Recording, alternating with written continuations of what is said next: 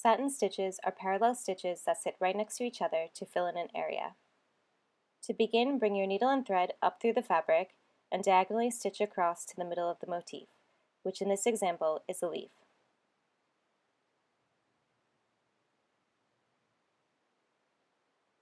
From here, you are going to continually add stitches to fill in each side of the leaf, leaving no gaps.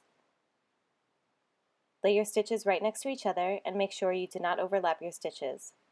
For this stitch, try to keep your threads untwisted. There are a few tricks to laying your satin stitches flat. I glide my needle back and forth under each stitch just before it's pulled taut to unwind any threads. It takes a little practice and patience, but the smooth lines are worth the extra effort. It doesn't really matter where you start your satin stitches.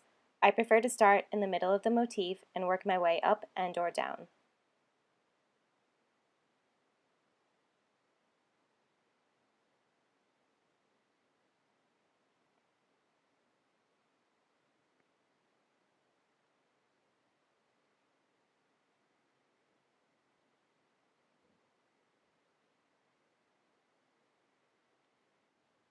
For the other side of the leaf, you're going to angle the satin stitches in the opposite direction.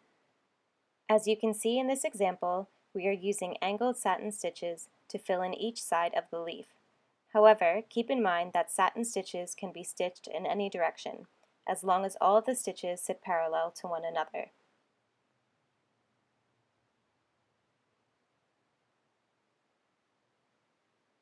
Once you have finished your satin stitches, it's a good idea to look over your work and see if you have any gaps along the way.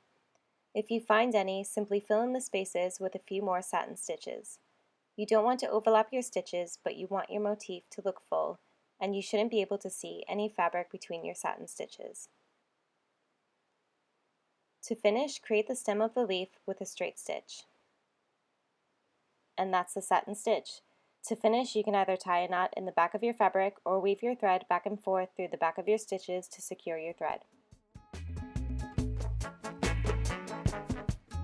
For more stitch tutorials, please click to subscribe to my channel and visit embroideryandsage.com for fun, modern DIY embroidery kits that you can make at home.